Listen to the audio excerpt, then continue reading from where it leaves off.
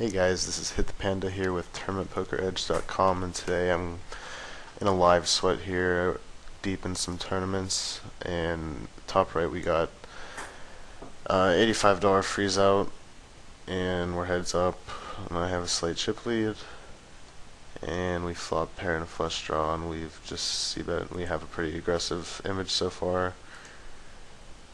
And he calls, and I'm going to check back. I could have the best hand, and I'm not really getting anything better to fold. And I'm just going to check it down, and he check call with ace high. I have kind of an aggressive image so far, so. And he doesn't seem like the type of person to really like folding thus far.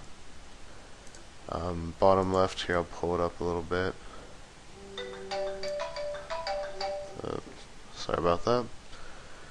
I got aces, so we'll see what happens, and with the 6 we're just going to try and check it down, and it's good, so that's cool. Top left, wow, we got good action with the aces. Top left is a 60 rebuy, and it's at the final table, and we're kind of short stack. And we have ace king there, so lots of action here, hopefully hold up.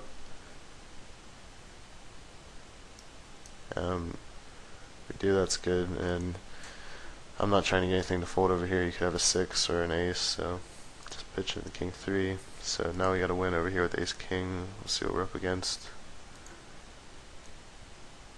Okay, that's a good hand to be up against, and that's a great flop. I'm just gonna flat here with the king queen. He's pretty bad post flop, so I don't need to like shove or anything. Here I'm just going to bet and then bet again, and he doesn't really seem to like to fold.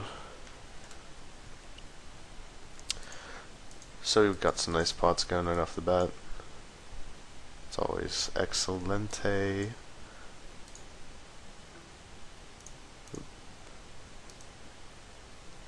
And we turn the river the diamond, and I think it's definitely at least just a bet. Yeah, I think that's a good bet sizing. I think he'll call like a lot worse diamonds, but maybe he just didn't have anything. But he is a pretty loose player. He's not 3-betting late at all. He's just defending a lot. Pretty much the ideal heads-up candidate at this point. I played this a little passively down here in the bottom left and just checked it down. I probably should have just bet the flop, but I think I was focused on something else. I'm just going to shove ace-3 offsuit here. That might have been bad, since he hasn't really been raising as much as he has been being a bit more passive on the button. But oh well. I like to shove aces heads up sometimes a little bit too much. Don't we all? So then he just shoves for like 16 or so. I'm still going to min raise. And he just folds pretty quickly. And we'll see. I mean, now he's open limping, so I probably should have just folded that ace-3 offsuit, since he is open limping a bunch and really not raising much, unless it's his better hands, it seems. So not playing the best at the moment, but oh well. Not out yet. I'm gonna steal this queen-9 offsuit. I don't think I have a bad image over here. We do get flat, and this guy's a really weak player, and he likes to flat tons, so that being said, I don't think he's going to fold any kind of king, and he might like, call queen jack and stuff too. So I'm just going to check back here and maybe bet the turn.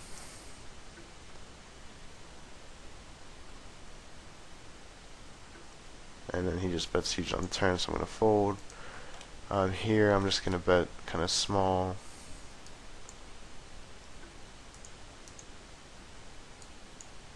I'll shove this jack-9 offsuit down there. I hope you guys can see. Okay, so now we got a7 again, still shoving it. Even though he's been raising now, it doesn't mean he's still... Well, I guess that does mean... I guess he's just getting hands or something. I mean, he still has been raising other hands, and it's not just like he's completely been raising monsters and then open limping bad hands, so whatever. Second's fun. Now I can focus on this other final table here. And I guess we busted out of that one as well. So I'll throw this over here, and I will raise the A7, 8-7 suited. Oop. Guess I'll just keep it like that.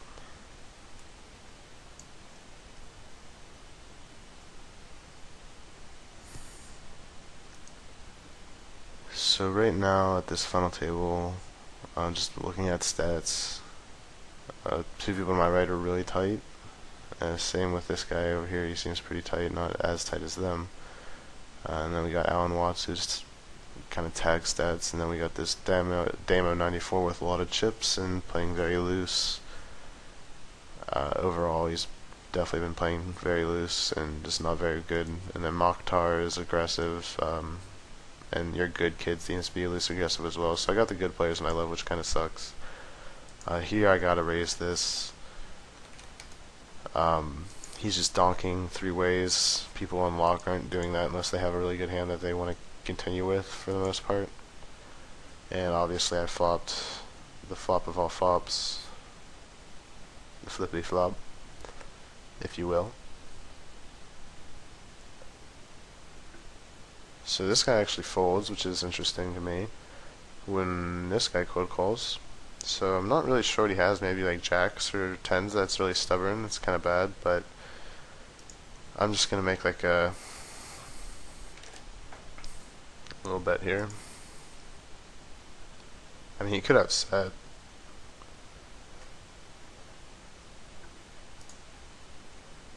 And he did turn the set. That's good for me. This is a 200 freeze up, by the way. It's the Lock Poker's daily high roller. So I assume we're not going to bust this anytime soon. So we have two tables now, and I'm going to... Can I reduce the screen at all? Nope, I guess not. Clear some of that crap out of the way.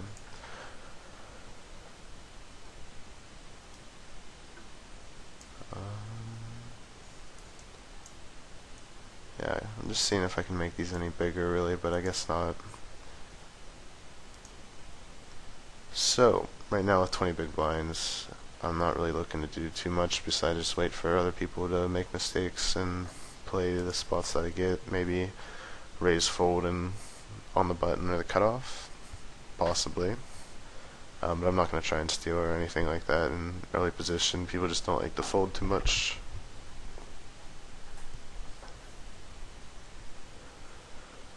Like here with the 10-9, if it folds to me, I'll probably throw up a min raise. But it's probably not actually smart to do now I think about it, because Damo's in the big blind, and he's defending a lot, and I'm just not going to be able to bluff much versus him. So I'm actually just going to preserve what I got and fold it.